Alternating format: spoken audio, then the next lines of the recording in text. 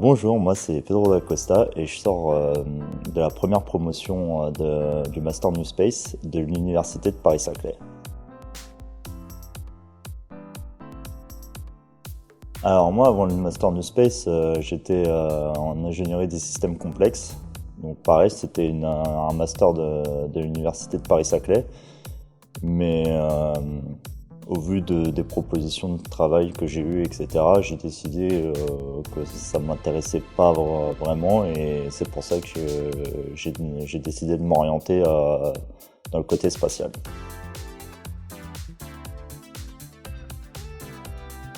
J'ai choisi la formation New Space parce que je voulais vraiment me spécialiser dans le spatial. Je me suis dit que avant de me lancer dans ce terrain-là, il me fallait un minimum de formation.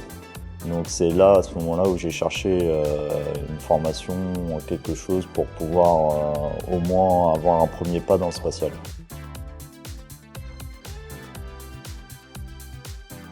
Son côté très travaux pratiques, entre guillemets, très professionnalisant. Parce que dans ce genre de master, on a plutôt tendance à penser que ça va être très littéraire, entre guillemets, ça va être vraiment beaucoup de formules sur une feuille papier, etc. Alors que là, on a vraiment un côté travaux pratiques, on voit beaucoup de choses dans le master, des choses qu'on ne verrait pas forcément dans une université, dans un master d'université classique.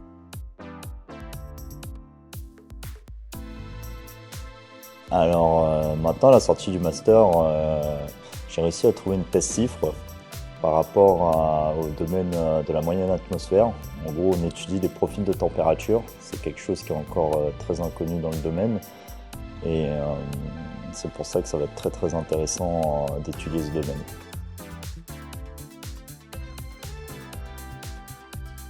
La formation m'a beaucoup aidé parce que ça m'a permis déjà d'avoir beaucoup de bases par rapport à tout l'environnement spatial, aux enjeux, à comment ça se passe au niveau des satellites, etc. Même des détails parfois qu'on ne pense pas. On a souvent en tête juste les données, les informations, voilà, la physique, mais il y a plein de choses qui rentrent en jeu auxquelles on ne pense pas forcément. Et le fait que la formation soit aussi hétérogène au niveau de la connaissance, ça a permis de vraiment toucher à tout et d'avoir un minimum d'informations partout pour pouvoir bien commencer le travail. Un conseil, c'est de bien s'organiser par rapport à déjà poser des questions sur ce qui viendra peut-être plus tard dans l'année, de comment va se passer globalement le master, réfléchir là où on a le plus de difficultés et vraiment bien cibler, ok, là je suis un peu faible, donc je vais travailler un peu avant dessus pour bien se préparer vraiment à tout ce qui peut arriver, parce que comme je l'ai dit, le master il est très vaste et on peut être vite perdu parce qu'on passe vraiment du coq à l'âne, comme on dit.